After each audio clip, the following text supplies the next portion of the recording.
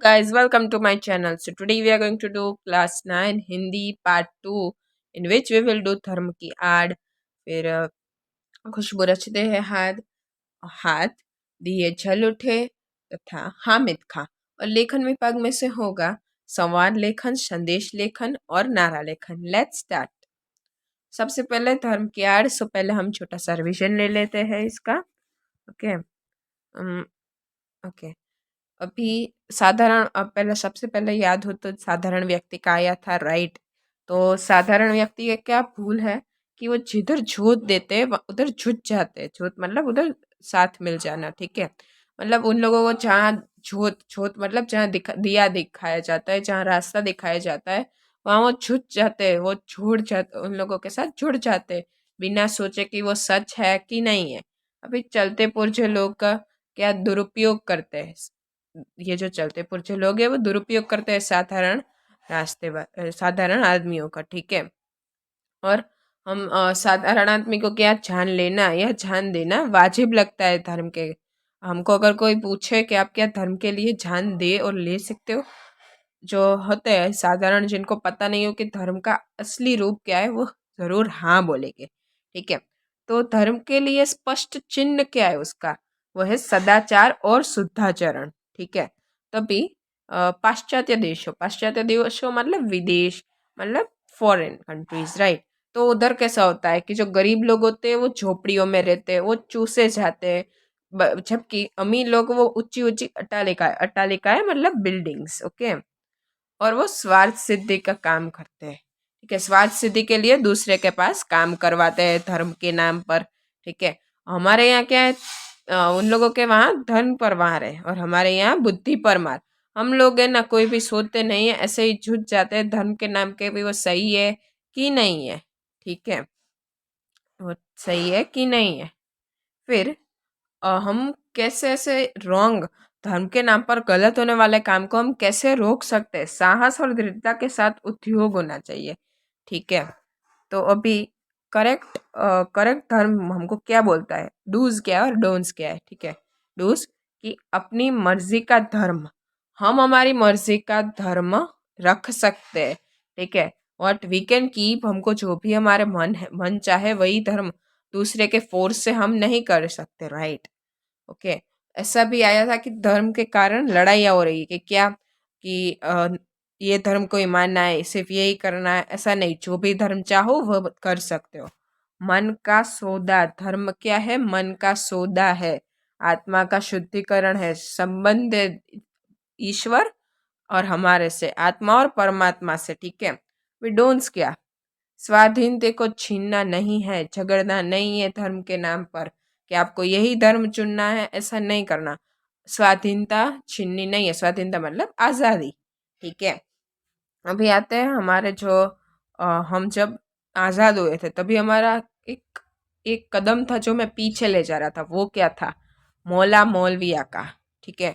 उसको हमने स्थान दिया, वो गलत था। उन लोग ऐसे धर्माचार्यों को स्थान दिया जिसके कारण हम पीछे आ गए, ओके। अभी गांधी जी के बारे में, गांधी जी धर्म को कैसा मानते थे, वो सर्वत्र थे, सारे धर्म को मानते, ठीक है। वो धर्म के बिना कोई भी कदम नहीं उठाते थे, कुछ भी नहीं, और वो सही धर्म जानते थे, ठीक है, ओके। अभी लामजब और नास्तिक लोग क्या करते हैं और क्या नहीं करते, ठीक है। लास्ट में ऐसा बताया गया कि ऐसे धर्माचार्यों से अच्छे तो लामजब लोग हैं, नास्तिक लोग हैं, ठीक है। वो क्या करते हैं, दूसरे का दुख नहीं करते, दूसरे को दुखी नहीं करते, ठीक है, वो ख्याल रखते हैं, उन लोगों का आचरण अच्छा होता है और स्वार्थ सिद्धि के लिए कुछ काम नहीं करवाते दूसरे के लिए, ठीक है। सो इसमें से हमारे कैसे क्वेश्चन आ सकते हैं कि हमारे देश और पाश्चात्य देशों के बीच में डिफरेंस बताना है, बुद्धि पर मार मतलब क्या होता है, ठीक है।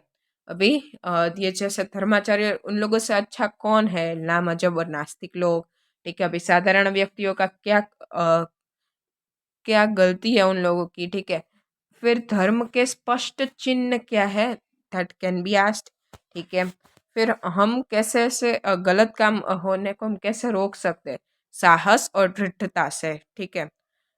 फिर सच्चा धर्म हमको क्या कहता है, ये पार्ट आ सकता है, ओके। और आज़ादी के वक्त हमने क्या गलत किया, सो मौला मौलविया जैसे धर्माचार्यों को हमने स्थान दिया, उच्च स्थान दिया, वो नहीं देना चाहिए। गांधी जी के धर्म के बारे में भी पूछ सकते हैं, ठीक है। Okay, let's move further. So मैं IMP क्वेश्चंस लेके जल्द ही आऊंगी, डोंट वरी। भी खुशबू रचते हैं हाथ, ठीक है। तो अभी वो कहाँ कहाँ रहते थे? गलियों के बीच। वो गलियों कैसी तंग थी, मतलब छोटी छोटी, ठीक है। नालों के पार, जहाँ नाले हो, नाले में गंदगी होती है। कूड़े करकट के बाद, कूड़ा करकट मतलब जहाँ कूड़ा फैला हुआ होता है, वो सब कूड़ा मतलब कचरा, ठीक है। बदबू से फटते, मतलब ऐसी जगह जब बदबू ही बहुत होती है, राइट। फिर उन लोगों के हाथ कैसे होते हैं वो, ये क्वेश्चन, ठीक है। तो इसमें कैसे क्वेश्चन आ सकते हैं? वो कहाँ रहते हैं, खुशबू रखते हैं हाथ वाले, ठीक है। फिर उन लोगों के हाथ कैसे, वो कैसे हाथ ये खुशबू रचाते थे, कौन सी खुशबू रचाते थे, ये ठीक है, चलो आ सकता है। लेकिन ये IMP है, फिर ये पूछ सकते हैं, ठीक है। फिर एक ऐसा भी क्वेश्चन आ सकता है कि खुशबू रचने वाले हाथ को गंदे लोग के गंदे मोहल्ले वाले क्यों कहे गए हैं, ठीक है। फिर इसमें इसका मूल भाव क्या है, ठीक है, मूल भाव बताने का भी आ सकता है। सो कैसे कैसे हाथ, लेट्स नो। ऊपरी नसों वाले, मतलब जो बूढ़े हो जाते हैं तो वो उन लोगों की नस है ना, वो बाहर थोड़ी उभर जाती है। घिसे नाखून वाले, जो नाखून ऐसे घिस जाते हैं बनाते बनाते। पीपल के पत्ते से, छोटे छोटे बच्चों के कैसे सॉफ्ट हैंड होते हैं, पीपल के पत्ते से। जूही के दाल से, ठीक है, जूही की दाल की तरह। फिर कटे पिटे गंदे, कटे पिटे गंदे जख्म से भरे, ठीक है। ऐसे सब कुछ हाथ के बारे में ये सारे विशेषण यूज किए गए हैं, ठीक है। ये सारे क्या है, विशेषण। फिर उन कौन कौन खुशबू रचता है? गंदे मोहल्ले के गंदे लोग। ये ना लेखक व्यंग करना चाहते हैं, वो उन लोगों का खरा गंदा बोलना नहीं चाहते, वो सिर्फ व्यंग करना चाहते हैं कि जो ऐसा बोलते हैं ना उनके प्रति, ठीक है। दुनिया की सारी गंदगी के बीच वो रहते हैं, ऐसा भी बोला गया है। और वो कौन सी अगरबत्तियां बनाते हैं? केवड़ा है, गुलाब है, खस है, रात रानी है, ठीक है। Okay, let's move further. अभी हामिद खां का चैप्टर है, सो इसमें मैंने पॉइंट्स ले लिए हैं कि कैसे कैसे क्वेश्चन आ सकते हैं। ऐसा क्वेश्चन आ सकता है कि हामिद खां और लेखक की मुलाकात कैसे हुई, तो आप लिख सकते हो कि लेखक जब तक्षशिला के खंडर देखने गए थे, तभी उन्हें बहुत भूख लगी थी, राइट। बुरा हाल हो रहा था, वो उधर कुछ आसपास कुछ मिला नहीं था, इसलिए वो रेलवे के पास के गांव में गए, जहाँ तंग और गंदी गलियां थी, ठीक है। और होटल या दुकान दुकान कुछ नहीं दिखी। फिर रोटियां सेकने की खुशबू आई, सौंधी सौंधी खुशबू आने लगी, ये वो विशेषण यूज किया गया था, सौंधी सौंधी। और उस दुकान में हामिद खां की मुलाकात हुई लेखक से, ठीक है। अभी आप क्वेश्चन आ सकता है कि हामिद खां को लेखक के ऊपर, मतलब जो लेखक ने बोला वो सब कौन सी बातों पर विश्वास नहीं हो रहा था, राइट। ठीक है, ऐसा पूछ सकते हैं। तो उसके लिए ये आता है कि सब हिंदू मुसलमान मिलकर रहते हैं, वहाँ कोई दंगे नहीं होते, धर्म में भेदभाव नहीं करते कोई भी। और कुछ पुलाव या अच्छा पुलाव खाना चाहना हो तो वो मुसलमानी होटल में जाते हैं, आपसी मेलजोल है। और भारत की पहली मस्जिद भी उनके शहर में हुई थी, ठीक है। ऐसा सब कुछ माना। अभी अ, लेखक जब हिंदू थे, वो जानकर हामिद खान ने क्या किया था? तो बोला हामिद खान ने कि आप क्या हिंदू होकर भी हमारे यहाँ खाएंगे? तो वो लेखक बोलते कि हिंदुस्तान में हिंदू मुसलमान का भेदभाव नहीं है, अच्छा पुलाव खाने के लिए मुसलमानी होटल में जाते हैं। उसके बारे में एक क्वेश्चन तो आएगा कि वहाँ लेखक के क्या क्या था, क्योंकि इसके रिलेटेड हमारे बुक्स में भी, NCERT क्वेश्चन में भी काफ़ी सारे 3 आई थिंक क्वेश्चन है, ठीक है। और कहीं इतने ज़्यादा दंगे भी नहीं होते, सब बराबर होते हैं, ओके। और इस चीज़ को सुनकर हामिद खां को विश्वास नहीं न हुआ, और उसे अपने आँखों से देखने का सोचा, ठीक है। तो अभी एक ऐसा भी क्वेश्चन आ सकता था कि हामिद खान ने लेखक के पास से पैसा क्यों नहीं लिया। ठीक है, हामिद खान ने लेखक के पास से पैसा क्यों नहीं लिया, क्योंकि वो लेखक को अपना मेहमान माना। उन्हें गर्व था कि एक हिंदुस्तानी वो उनके वहाँ खाना खा रहा है। ठीक है, और इस कारण पैसे लेने से इनकार कर दिया। ओके, अभी जब तक्षशिला में जो कुछ हो रहा था, ये देखकर लेखक के कौन से हमको नेचर के बारे में पता चलता है, और वो क्या बात उनको याद आई। उनको हामिद खां के बारे में हामिद खां याद आया। ठीक है, और उस होटल की चिंता होने लगी तक्षशिला में भ्रमण हुआ तब।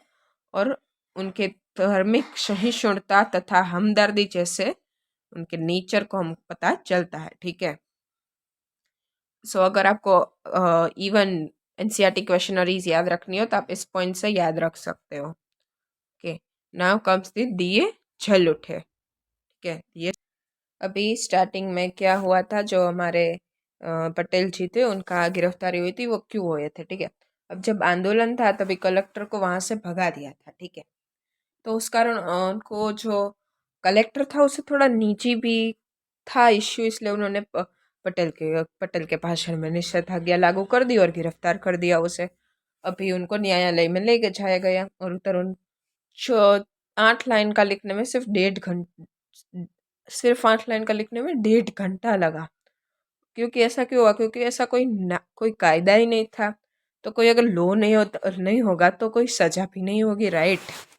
तो अभी आश्रम के पास से ही वो जा रहे थे। ठीक है, वैसे तो गाड़ी बीच में रुकती नहीं है जो भी चाहती है पुलिस की, लेकिन जब पटेल का रोब भी इतना था कि फिर रुकी। इसके कारण गांधी और पटेल की मुलाकात हुई। ठीक है, फिर बोला गया कि गांधी आंदोलन जारी रखेंगे। फिर पटेल जी ने सभी कहा कि मैं जा रहा हूँ, अब आपकी बारी है। ठीक है,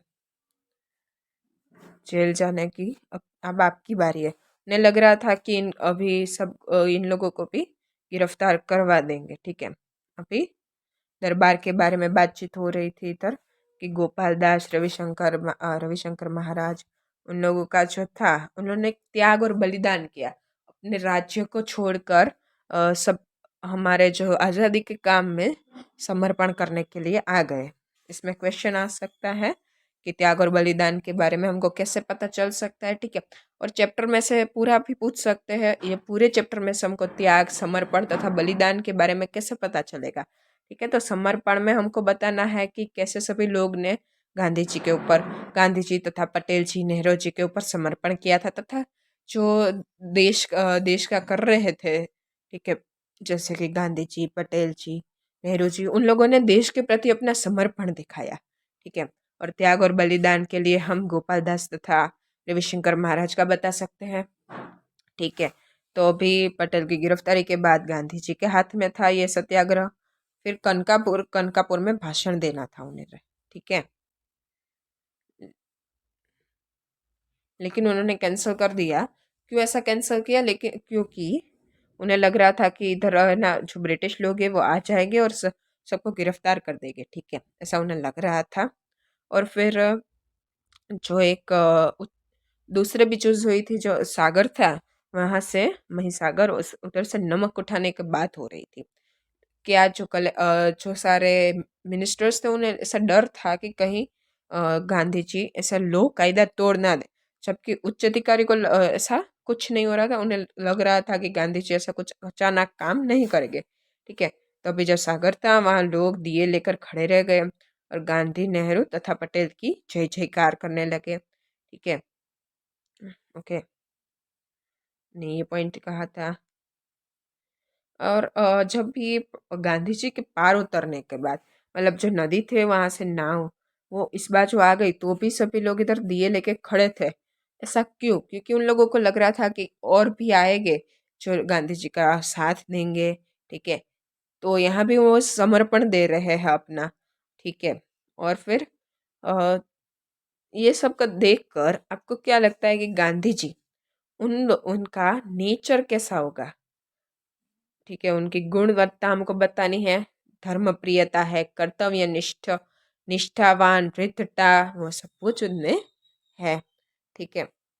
और एक पॉइंट रहेगा रघुनाथ काका का, राइट। रघुनाथ काका को निषेध राज का लिंग मतलब निषेध राज का मान क्यों दिया गया, वो क्वेश्चन आ सकता है। ठीक है। तो रघुनाथ काका ने क्या अ, जिम्मेदारी ली थी गांधी जी को नदी पार करवाने की। ओके। और सेम चीज निषेध राज ने की थी राम जी को गंगा नदी को पार करवाने के लिए। ठीक है। सो ये भी पूछा जा सकता है।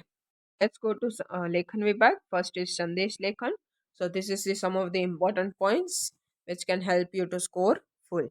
ठीक है। भाई संवाद का मुख्य उद्देश्य है संप्रेषण, अर्थात जो कुछ कहा जा रहा है वो पूरी तरह संप्रेषित हो जाए।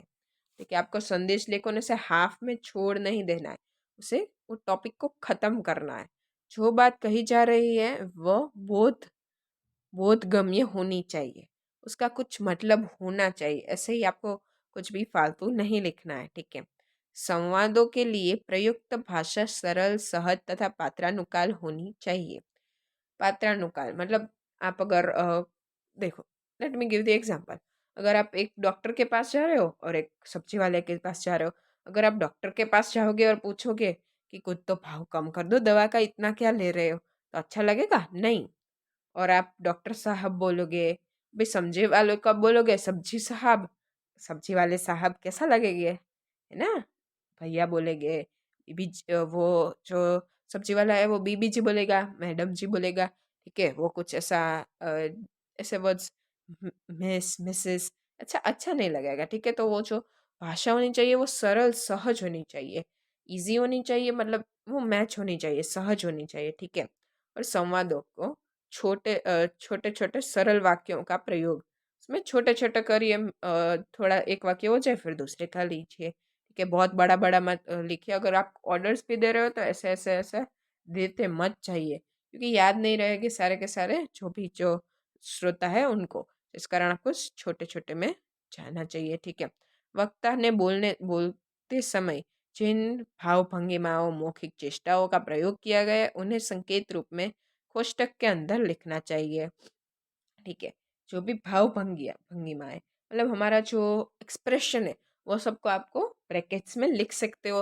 या अगर कुछ काम कर रहे हैं, जैसे कि सब्जी सुधारते सुधारते अगर आप सब्जी वाले के वहाँ जा रहे हो तो सब्जी देते हुए पैसे, या पैसे देते हुए, या दरवाजा खोलते हुए, आप ऐसा सब कुछ हो सकता है। ओके। संवाद जितने रोचक और चुटीले होंगे उतने ही अधिक प्रभावी होंगे, अतः प्रभावक का ध्यान रखना चाहिए। रोचक, it would be interesting. Okay. और इंटरेस्ट चुटीले मतलब वो हमको उधर रखे। ठीक है। वो इंटरेस्टिंग बनाओ कुछ के पढ़ने वाले को, जो आप पढ़ रहा है एग्जामिनर जो आपका चेक कर रहा है उनको लगे कि नहीं ये आगे मैं पढ़ूँ, इसे मार्क्स दो, इसे थोड़ा इंटरेस्टिंग बनाए। ठीक है। संवादों में किसी को यदि आदेश या निर्देश दिया जाने हो, तो मैंने जब बोला था कि एक साथ सारे नहीं दे देने हैं, टर्न बाय टर्न देने हैं। ठीक है। संवादो चमत्कार पूर्ण वाक्यों, अनेकार्थी वाक्यों, मुहावरे, लोकतया के प्रयोग से बचना चाहिए। That means you don't have to use this all things. के क्योंकि यदि श्रोता इनको नहीं समझ पाएगा तो संप्रेषण संभव नहीं होगा। के अगर सब्जी वाले को आप कुछ ऐसे भाषा में बोल रहे हो कि वो समझ ही ना पाए, तो क्या आगे कुछ संप्रेषण बचेगा नहीं। तो ये सबको ध्यान रखना होगा आपको। ठीक है। संवाद लेखन के लिए जब भी किसी को निर्देश दिया जाए तो स्थिति, संदर्भ तथा पात्रों की मानह स्थिति आदि के बारे में अवश्य बता देना चाहिए। अगर हम कुछ आदेश निर्देश दे रहे हैं तो स्थिति और स्थिति देखकर, ऐसे ही आप अ, हो इधर और दे रहे हो उधर का आदेश, so that's not possible, right. Now comes the संवाद लेखन। तो ये है संवाद लेखन का फॉर्मेट। ठीक है। आपको ऐसे लिखना है, एक बॉक्स बनाना है, उसमें बीच में संवाद लिखना है, फिर समय, दिनांक। ठीक है। अभी मैंने जो रेड पार्ट है वो आप रेड पार्ट किया है वो आपको नहीं लिखना है। ठीक है। और ब्रैकेट मतलब उधर एक लाइन छोड़नी है, और मैं एक ट्रिक बताती हूँ, अगर आपको याद ना रहे कि कहाँ लाइन छोड़नी है, so you can use lol. Lol मतलब क्या? Leave one line. ठीक है, this is our favourite, right, we will remember this. Okay, और बॉक्स बनाना है, देखो इसमें जैसे बॉक्स बनाया है वैसे ही, लेकिन अब नाम के बाद इतनी जगह नहीं छोड़नी डायरेक्टली। ठीक है, ऐसा करना है। फिर इधर जो आएगा बॉडी आएगा, और थोड़ा छोटा रखिए, बहुत बड़ा मत रखिए, 5-6 लाइन का मत रखिए, सिर्फ 2 से 3 लाइन का रखिए। ठीक है, और दिनांक लिख के पूरा लिखना है, कि जैसे कि 5 तारीख है आज, फिर जो भी महीना चल रहा है पूरा महीना लिखना है, सिर्फ वो कौन सा नंबर नहीं लिखना है। फिर कॉमा कीजिए और साल लिखिए। ठीक है, ओके। फिर मार्क्स कैसे होते हैं उसके, लेट्स सी। देखो, समय एवं तिथि के 0.5 मार्क्स है, ये आपको फुल मार्क्स स्कोर करने हैं, तो ये ध्यान रख के ही आप करोगे। ठीक है, सिर्फ इतना लिखने में आपको 0.5 मिलेंगे। अभी संबोधित व्यक्ति तथा विषय विस्तार, आप संबोधित व्यक्ति को कैसे लिखते हैं, तथा आप जो विषय दिया है उसको कैसे बड़ा करते हैं। बड़ा इन सेंस 5-6 लाइन भी बड़ा मत कर लेना, वो कैसे उसका करते हो, आप कौन से वर्ड्स यूज करते हो। फिर एक्यूरेसी और फ्लुएंसी। ठीक है, एक्यूरेसी मतलब कौन से अच्छे वर्ड आप यूज करते हो। फ्लुएंसी तो कैसे फिर नेक्स्ट सेंटेंस स्टार्ट होता है। और 0.5 प्रेषक के नाम का होता है। ठीक है, let's move further. Now comes the नारा लेखन। ठीक है, मैंने नारा लेखन के कुछ पोएटिक वर्ड्स के लिए एक वीडियो बना रखी है, वो देख लो। नारा लेखन में इजीली फुल स्कोर कर दोगे आप लोग। ठीक है, तो ये कुछ अच्छे नारों की विशेषताएं हैं, को कैसे बनाने हैं। ये आपके उत्पाद के बारे में प्रभावशाली चित्र प्रस्तुत करते हैं। मतलब आपने अगर कुछ बिजनेस के लिए कुछ आपको दिया गया है मटेरियल, उसके बारे में आपको लिखना है नारा, तो वो है ना, ये क्या करते हैं, प्रभावशाली चित्र। चित्र डजन ओवर योर ड्राइंग नहीं, वो कुछ प्रभावशाली अपने मन में जगाता है। ठीक है, उपभोक्ता को सोचने के लिए विवश करते हैं। मतलब अगर आपने लेट्स टेक कोई बुक ले ली, तो वो जो उपभोक्ता देखने वाले को ऐसा अंदर से जिज्ञासा होनी चाहिए, विवश कर देना चाहिए कि नहीं मुझे खरीदना है, ऐसा नारा होना चाहिए हमारा। ठीक है, भीड़ में आपके उत्पादियों को प्रतिष्ठित करते हैं। भीड़ मतलब बहुत ज्यादा चीजें हैं, राइट, लेकिन जो हमारे प्रभावशाली अगर नारा बनाओगे तो आप उसमें प्रतिष्ठित बनाते हैं उसको। ठीक है, लोगों में आपके उत्पाद की मांग को बढ़ा देते हैं। नारा क्या करते हैं, बढ़ाते हैं, जो मांग है उसे बढ़ा सकते हैं। ये आसानी से रखे जा सकते हैं। ठीक है, आपको ऐसा नारा बनाना है कि जो वो प्रतिष्ठित कर दे, फिर उसके अगर कोई चीज़ है तो उसे मांग बढ़ाए, और उसे इतना इजी रखना है, शॉर्ट शॉर्ट, बहुत बड़ा भी नहीं रखना है। ठीक है, शॉर्ट रखना है कि वो याद रह जाए, और इतना प्रभावशाली कि वो याद रह ही जाए, आप भूल ही ना पाओ। ठीक है, जैसे कि कैसा, घड़ी का, पहले इस्तेमाल करे फिर विश्वास करे। So like that you need to do something कि वो आसानी से आपको याद रह जाए। इनका लज्जा सौंदर्य पैदा करना चाहिए। ठीक है, पैदा करना चाहिए। ये उपभोक्ता के मन पर अनुकूल प्रभाव छोड़ने के में समर्थ होते हैं। ठीक है, उपभोक्ता मतलब जो देखने वाले हैं, उनके मन पे कुछ अनुकूल प्रभाव छोड़े, ऐसे नारे बनाने हैं आपको। ठीक है, कंपनी कंपनी या उत्पाद में प्रमुख लाभों को उपभोक्ताओं के समक्ष प्रस्तुत करना है में समर्थ होते हैं। आपको ऐसे नारे बनाने हैं कि कोई भी कंपनी हो या उत्पाद, उसके जो लाभ है, प्रमुख लाभ, उनको आप दिखा सको। कब ऐसा दिखा सको कि किसी को भी ये लेने की इच्छा, जिज्ञासा हो ही जाए। ठीक है, अभी उत्पाद अन्य कंपनियों के उत्पाद से किसी तरह भिन्न और उत्तम है, यह बताने के लिए इनमें क्षमता होनी चाहिए। आपको ऐसा नारा लिखना है कि दूसरे से वो डिफरेंट रहे, और ऐसा लगे कि आपका जो प्रोडक्ट है वो बेस्ट है, ऐसा कोई भी प्रोडक्ट नहीं है। जिसके कारण आपको नारा भी खुद का ही यूज़ करना होगा, दूसरे कंपनी या दूसरे चीज़ का आप यूज़ करोगे तो दैट विल बी रॉन्ग। ठीक है, वो रॉन्ग हो जाएगा। सो करेक्ट के लिए खुद ही कुछ प्रभावशाली और बनाए। ठीक है, और पोएटिक वर्ड्स के जो लेक्चर है वो देखना ना ही भूले, ठीक है। It will really help you a lot, ठीक है। तो कोई भी डाउट हो तो you can comment below and don't forget to like, share and subscribe. Thank you.